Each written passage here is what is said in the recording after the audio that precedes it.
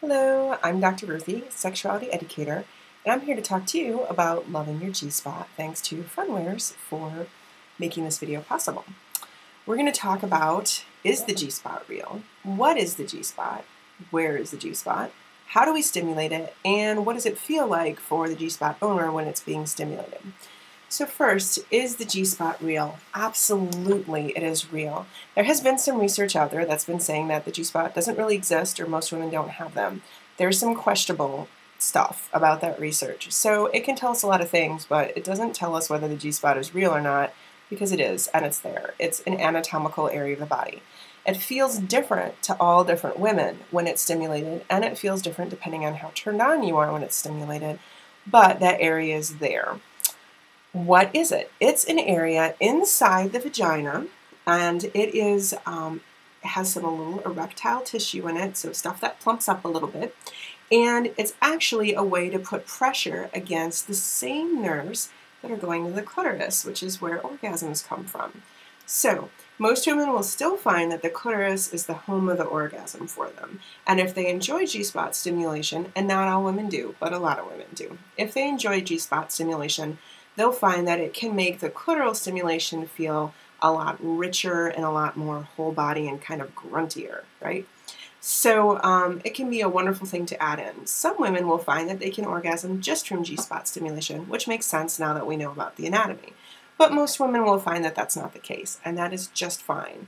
No one way of having an orgasm is better than any other because all of these nerves are interconnected. So we're really kind of stimulating the same set of nerves just in different ways in different locations, right? So no one type of orgasm, inside or outside, is better than any other type. It's just based on you and what you enjoy and what kind of pleasure you want to have or you want to share with your partner.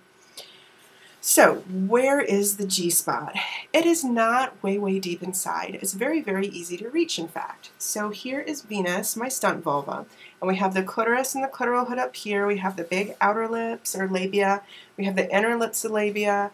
We have the urethra right here, and then just inside the vaginal opening, inside the vagina, just like a knuckle or a knuckle and a half inside, on the belly button wall. So if the partner is laying on her back, or if you're laying on your back, it's towards the belly button or upwards. That's where you'll find the G-spot. So we don't need to go very far inside. You might have seen toys that have a hook on the end that's meant for G-spot stimulation, and it's way on the end of the toy. That's not because the G-spot is way up in there. It's very close to the opening. So we want to make sure we're not using the toy all the way inside if we're hunting for a G-spot, right? We'll get into toys more in the next video. So if your partner is laying on her back and you are putting a finger inside, like I said, we're going to go in 1 to 2 knuckles, and we're going to go ahead and make this kind of come hither motion. And what that is going to do is put pressure and just a small amount of rubbing against the G-spot. If you're feeling for the G-spot with your fingers, you're going to feel an area that may seem a little plumper or firmer once she's all turned on, or may seem extra squishy and spongy, or it may even be different from those two feelings. It's different for every woman, but those are a few kind of feelings that you can search for. If she's not aroused and turned on, the G-spot is not going to feel very different to your fingers, and it's not going to feel very different for her or yourself when it's being stimulated either.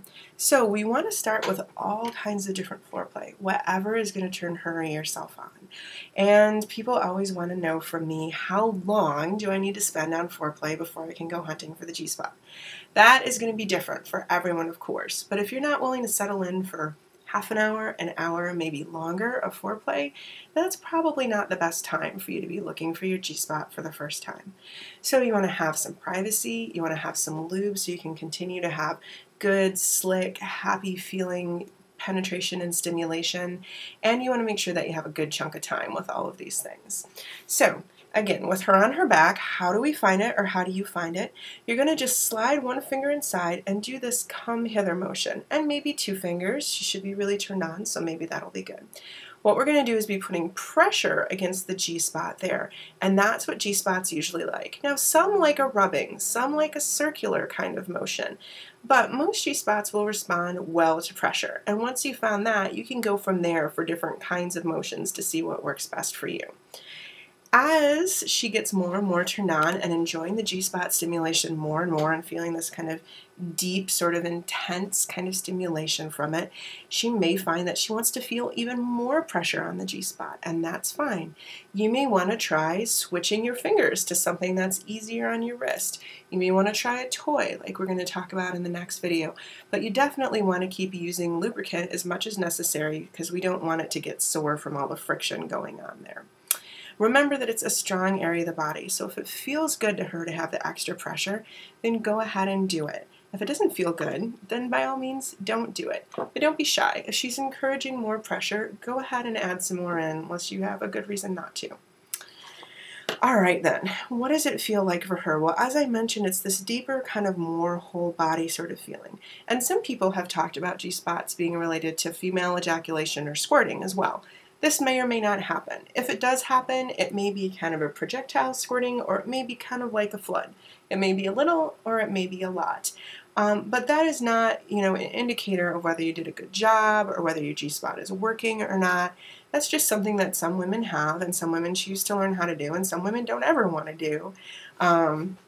And that's fine, either way. So with the G-spot, it should feel like this really deep sort of stimulation that gives it kind of a heartier sort of sensation. Feel free to combine it with clitoral stimulation, anal stimulation, whatever it is she or you are desiring, whoever owns the G-spot, right? So now we know a little bit that the G-spot is real, and we know where it is. We know a little bit about what it is. We know how to find it. We've learned a little bit about how to stimulate it and what it'll feel like for yourself and your hand, or for yourself and your partner.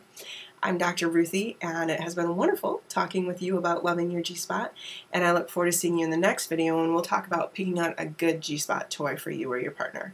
Thanks!